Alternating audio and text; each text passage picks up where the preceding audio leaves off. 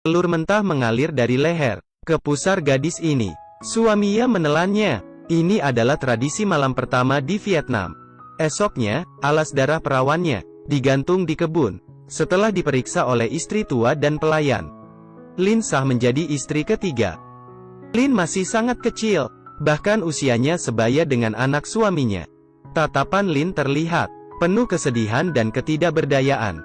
Pesta pernikahannya meriah dan dihadiri banyak tamu, tapi Lin kesepian dan cuma bisa diam. Dia terpaksa menerima nasibnya, karena satu-satunya alasan suaminya menikahinya adalah demi melahirkan seorang putra.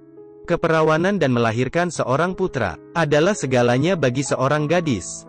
Harga diri dan privasi tidaklah penting. Setelah mengamati beberapa hari, Lin akhirnya mengenal hubungan anggota keluarga barunya. Selain ayah mertuanya yang sudah uzur dan suaminya, istri pertamalah yang paling berkuasa, karena ia punya satu putra. Dia adalah calon pewaris satu-satunya di keluarga ini. Jadi, istri pertama sangat disegani. Istri kedua tidak begitu beruntung. Meski melahirkan 3 anak, tapi semuanya perempuan. Jadi, istri kedua tidak terlalu dianggap. Meski masih canggung berbaur, tapi Lin tahu dia harus melahirkan seorang putra. Bagi Lin dan keluarganya, ini adalah misi terpenting. 2 istri tua ternyata sangat baik. Mereka mengajari Lin cara menyenangkan suaminya. Istri kedua mulai beraksi. Hanya dengan kipas, ia tampak sangat menggoda.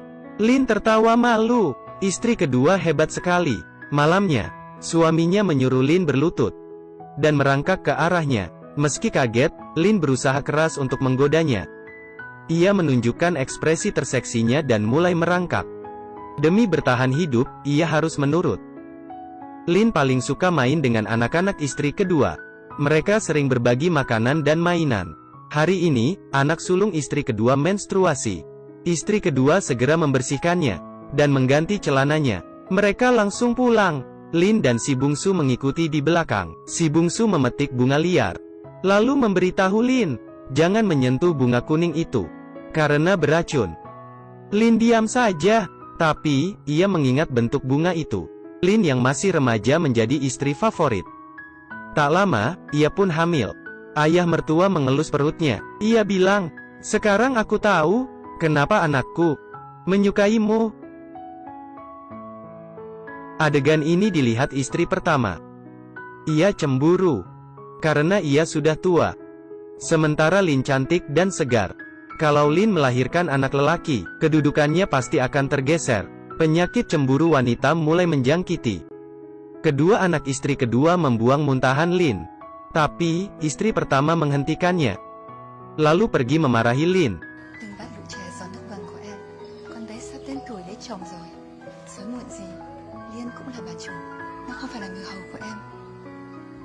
Lin yang masih lugu, merangkak seperti anjing.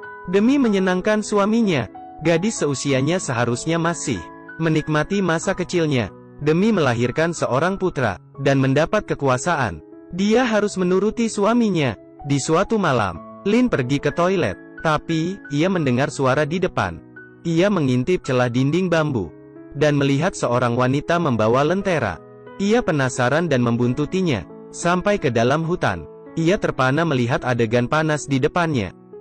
Ternyata istri kedua dan putra istri pertama sedang memadu cinta. Lin berusaha tenang dan kembali ke kamarnya. Ia berbaring di sebelah suaminya tanpa berkata apa-apa. Ternyata banyak skandal di sini. Pelayan wanita dan penjaga rumah menjalin cinta. Saat ketahuan, pelayan wanita sudah hamil besar, ia dipaksa ke kuil dan menjadi biksu. Ia selamanya dikurung di kuil. Sementara penjaga cuma dicambuk dan bisa melanjutkan pekerjaannya. Lin berharap ia mengandung anak laki-laki supaya tidak diperlakukan semena-mena. Tapi, ternyata, istri pertama juga hamil. Perhatian suaminya teralih. Entah kenapa Lin merasa terancam.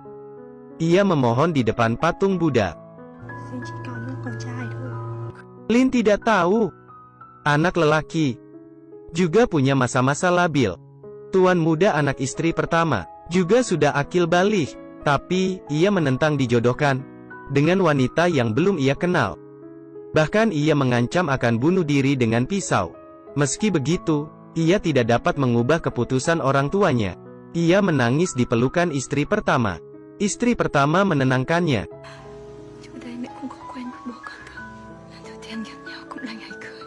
Karena istri pertama sudah tua, ia keguguran karena mengkhawatirkan tuan muda. Lin merasa bersalah karena mengira permohonannya mengakibatkan dan bayi istri pertama meninggal. Ia curhat kepada istri kedua. Istri kedua menghiburnya. Kalau ini memang suratan takdir, jangan menyalahkan diri. Lin menjadi tenang mendengarnya. Malamnya, ia tidur di kamar istri kedua. Dua wanita malang ini mencoba menghibur diri. Istri kedua mengoleskan obat di perut Lin. Jangan lupa perawatan. Di malam pengantin, di tengah lampu temaram, gadis ini melepas sabuknya. Tapi, suaminya menghentikannya. Esoknya, ia dikembalikan ke rumah ibunya. Gadis ini masih perawan. Suami Lin mau mengembalikan mas kawin 3 kali lipat dan membiarkannya menikah lagi. Tapi, ayahnya menolaknya, dan merasa gadis ini adalah aib. Ia membuang putrinya, dan menolak mas kawinnya. Dia cuma bisa menangis. Sampai mati pun ia tidak tahu ia salah apa. Ia memang tak bersalah. Yang salah adalah lahir di zaman itu. Tak lama, ketuban Lin pecah. Proses persalinan Lin sangat susah. Ia kesakitan sampai pingsan. Untung saja istri pertama membantu. Dengan pisau panas, ia mengembalikan Lin dari alam kematian. Lin sangat kecewa karena anaknya perempuan. Ia menggendong anaknya dengan sedih dan merasa tidak berdaya saat melihat jenazah istri tuan muda yang bunuh diri. Bekas jeratan di lehernya membuat Lin takut kalau putrinya akan bernasib sama. Lin kehilangan harapan hidup. Ia menjaga anaknya seharian. Di suatu malam, ia pergi melihat jenazah istri tuan muda. Ia masih kecil dan lugu. Tapi, mati sia-sia. Lin meratapi kematiannya. Esoknya, jenazah istri tua muda dibawa ke gua gelap dan ditenggelamkan di sana. Hidup wanita akan berakhir tragis. Lin membawa anaknya ke pinggir sungai. Anaknya terus menangis. Lin segera menyusuinya, tapi ASINya tidak keluar. Lin menangis melihat anaknya menangis. Ia menatap bunga kuning di sebelahnya, lalu menatap bayinya. Ia memetik bunga itu dan meletakkannya di pipi anaknya. Sementara itu, si bungsu menggunting rambutnya dan membuangnya ke sungai. Ia menggunakan cara ini untuk menentang masyarakat yang tidak adil. Film pun usai. Kita tidak tahu apakah Lin meracuni anaknya dengan bunga kuning. Di keluarga feodal tradisional yang mengutamakan pria, nasib wanita yang malang menjadi topik film.